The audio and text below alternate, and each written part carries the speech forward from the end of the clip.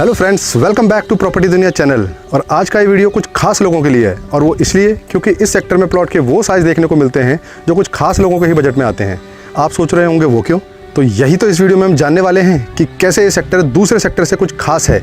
तो रहिए अंत तक इस वीडियो में मेरे साथ, जहाँ हम ईटा 1 सेक्टर के बारे में डिटेल में जानेंगे।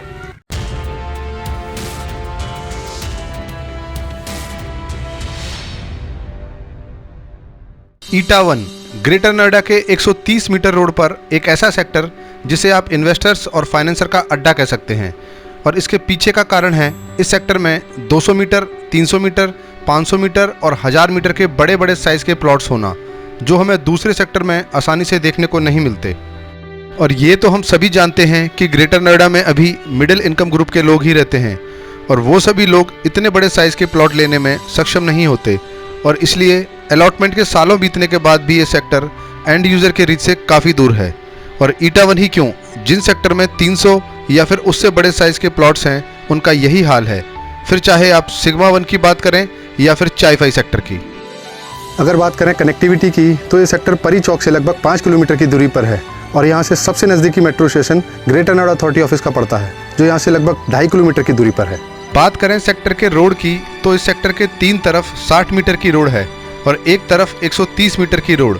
इसके अलावा सेक्टर के अंदर की रोड 12 मीटर, 18 मीटर और 24 मीटर की है, जो इस सेक्टर को एक पॉश लुक देने में हेल्प तो करती है, मगर इस सेक्टर में लो डेंसिटी होने के चलते हमें यहाँ वो फील नहीं आती जो परी चौक के आसपास के सेक्टर में आती है। इस सेक्टर में 4 ब्लॉक हैं, जिसमें ए ब्लॉक में आपको 1000 मीटर, बी ब्लॉक में 500 मीटर, सी ब्लॉक में 300 मीटर और डी ब्लॉक में 200 मीटर के प्लॉट्स मिलते हैं। बात करें प्लॉट्स के डायमेंशन की, तो 200 मीटर प्लॉट्स की डायमेंशन 10 बाई 20 है, 300 मीटर प्लॉट की डायमेंशन 12 बाई 25 है, 495 मीटर प्लॉट की डायमेंशन 16 बाई 30 है और 1012 मीटर के प्लॉट की डायमेंशन 22.5 बाई 45 फीट है, जिससे भविष्य में इस सेक्टर में आप बड़ी बड़ी कोठियाँ और विलास देख पाएंगे। अगर बात करें इस सेक्टर में स्कूल एजुकेशन की, तो सेक्टर के अंदर ही हमें हिलवुड्स एकेडमी स्कूल देखने को मिलता है, जो CBSE से एफिलिएटेड है और यहाँ 12th क्लास तक के बच्चों को एजुकेशन मिलती है। इसके अलावा एस्टर पब्लिक स्कूल और DPS स्कूल भी यहाँ से मात्र 2 से 3 किलोमीटर की दूरी पर है। अल्फा कॉमर्शियल बेल्ट और यहाँ की सबसे पॉपुलर मार्केट जगत फॉर्म भी यहाँ से केवल 4 किलोमीटर की दूरी पर है। साथ ही साथ यहाँ का famous mall Omaxe Connaught place भी इससे अछूता नहीं है, जो यहाँ से मात्र 2.5 किलोमीटर की दूरी पर है।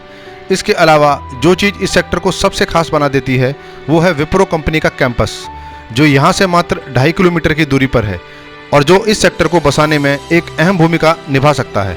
बात करें सेक्टर के सर्कल रेट की, तो ईटा 1 सेक्टर का 26,000 रुपये मीटर का सर्कल रेट है और इसमें 1000 मीटर के प्लॉट्स तो आपको सर्कल रेट पर ही मिल जाएंगे, मगर जैसे जैसे प्लॉट का साइज़ छोटा होता जाएगा वैसे वैसे प्लॉट का मार्केट प्राइस भी बढ़ता जाएगा। मिसाल के तौर पर 200 मीटर का प्लॉट आपको यहाँ 75 से 80 लाख तक में मिलेगा और 300 मीटर का प्लॉट आपको यहाँ 95 लाख से 1 करोड़ 10 लाख में मिलेगा और 500 मीटर का प्लॉट 1.25 करोड़ से शुरू होता है। और यदि आप कॉर्नर, ग्रीन बेल्ट या पार्क फेसिंग प्लॉट की तमन्ना रखते हैं तो आपको इसके लिए एक्स्ट्रा पैसे भी देने पड़ेंगे। इसके अलावा हर प्लॉट पर आपको 1500 रुपये स्क्वायर मीटर ट्रांसफ़र चार्जेस और 7% रजिस्ट्री का खर्चा भी मैनेज करना होगा।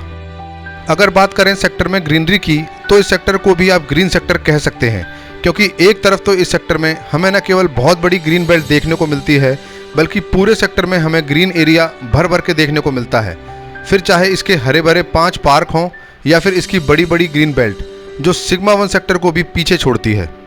इसके अलावा सेक्टर के ए ब्लॉक में हमें अथॉरिटी का एक ऐसा डेवलप्ड पार्क देखने को मिलता है जिसका एक अलग ही अनुभव है, जो बता के बयां नहीं किया जा सकता, उसे तो जाकर ही महसूस किया जा सकता है। ग्रेटर नोएडा के उसी सेक्टर में लोग ज़्यादा रहते हैं, जहां 40 मीटर, 60 मीटर, 90 मीटर और 120 मीटर के प्लॉट्स मिलते हैं, क्योंकि यही वो प्लॉट साइज़ हैं जो लोअर मिडिल क्लास के बजट में आते हैं और उनको फैसिलिटीज़ और भीड़ भाड़ से कोई लेना देना नहीं। इस सेक्टर में वो सभी चीज़ें मौजूद हैं जो किसी भी प्रॉपर्टी को बढ़ाने में सहायता करती हैं। मिसाल के तौर पर metro, local market, school, mall, wide roads और एक बहुत बड़ी IT कंपनी का कैंपस। मगर फिर भी इस सेक्टर में बसावट और प्रॉपर्टी एप्रिसिएशन का ना होना ये दर्शाता है कि ग्रेटर नोएडा में आपको बड़े साइज़ के प्लॉट में वो एप्रिसिएशन देखने को नहीं मिलता जो आपको छोटे प्लॉट्स में मिलता है।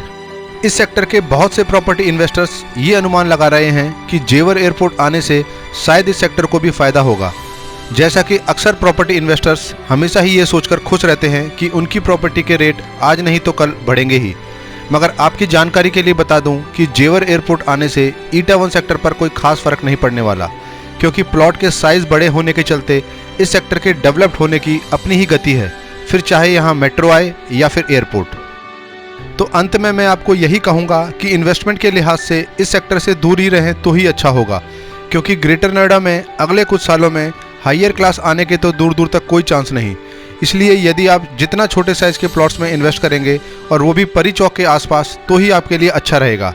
मगर यदि आप एक बड़े साइज़ के विला या बंगलों में रहने के इच्छुक हैं तो ईटावन आपके लिए एक बेहतर ऑप्शन है, खासकर जो लोग गाजियाबाद में जॉब या बिजनेस करते हों।